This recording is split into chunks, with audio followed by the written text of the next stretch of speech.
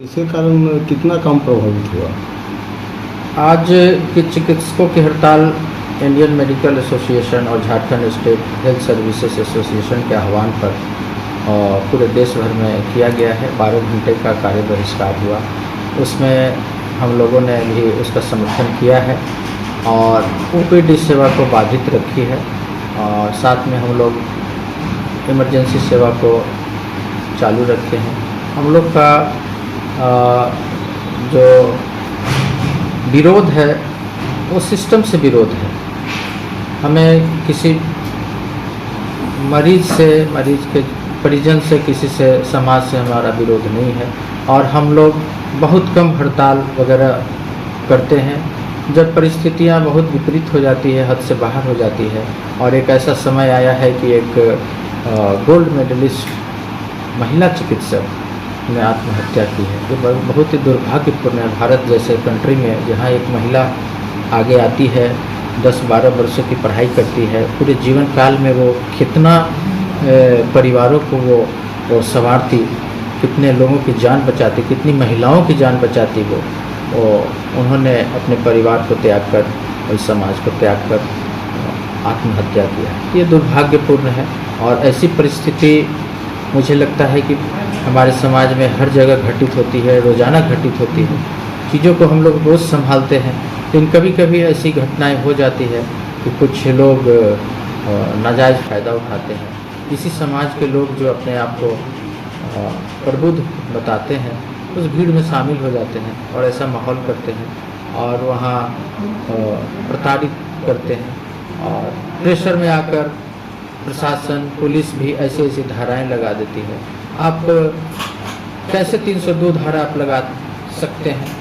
इसमें सीधे supreme court का निर्णय है कि बिना आप उसकी मेरिट को जाने आप 302 नहीं लगा सकते। पेशेंट तो मरेंगे ही, क्योंकि ट्रीटमेंट होता है अच्छे अस्पताल में, ज़्यादा सीरियस मरीज आते हैं। सीरियस मरीज रहेंगे तो उनकी जान जाएगी।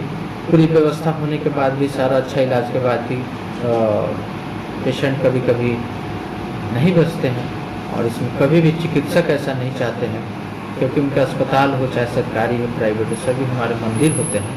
अगर वहाँ पेशेंट मरते हैं तो सबसे पहले चिकित्सक की बदनामी होती है। ऐसा कोई नहीं चाहता है, लेकिन कुछ लोग, कतिपय लोग अपना लालच और उसमें कुछ अपना पुरानी अदावत को ये करते हैं और उस भीड़ का हिस्सा होते हैं और पुलिस भी उनके साथ हो जाती है। प्रशासन का भी डिप्लोमेटिक एटीट्यूड होता है और सारी बात हम लोग को समझ में आती है, लेकिन हम लोग कड़ा प्रतिरोध नहीं करते हैं, क्योंकि हम लोग की पढ़ाई इतनी लंबी होती है कि पढ़ाई करते करते हम लोग का जो है व्यवहार ऐसा हो जाता है और सामने वाले को हम लोग को सिर्फ और सिर्फ बेहतर स्वास्थ्य दें, उनको राहत दें, ऐसी हमारे दिल दिमाग में रहती है और रात दिन हम लोग इसके लिए कार्यरत रहते हैं। लेकिन ऐसी परिस्थिति आई है कि हम लोग को ऐसा कार्य बहिष्कार करना पड़ा। बिल्कुल सही बात है सर।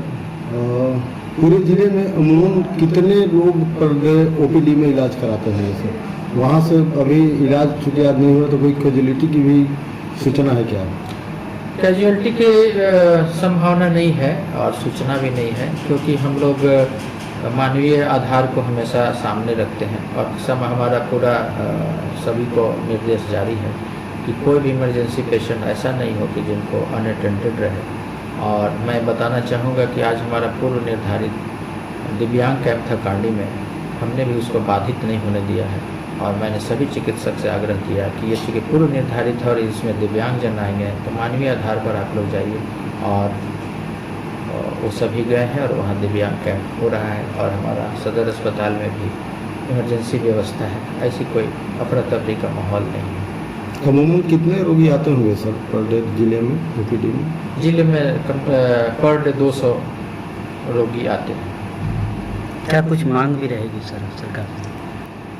ऐसे एक सामाजिक परिवर्तन की आवश्यकता है, लेकिन सामाजिक परिवर्तन बिना कानून नियम के लोग नहीं मानते हैं, तो इसमें मेडिकल प्रोटेक्शन एक्ट की मांग बहुत दिनों से हमारा है, जो कि अभी तक लागू नहीं हुआ है। तो इसकी मांग हर सदन में, नीचे से ऊपरी सदन में उठी है और लोग आश्वासन देते हैं, गोल मोल उसमें कुछ रवैया अपनाते हैं। ये सोचना उनका काम है, हमें तो जो करना है हम लोग अपना काम करते रहेंगे, लेकिन अगर हमारा नुकसान होगा तो उससे 10 गुना नुकसान समाज का होगा। अगर एक चिकित्सक मरा है और चिकित्सक अपना काम करने का अगर ढंग बदल दें, सीरियस मरीज को नहीं देखें, सीरियस ऑपरेशन नहीं करेंगे, डिसीजन सीरियस मरीजों को करने के लिए नहीं लेंगे, तो अंततः समाज को ही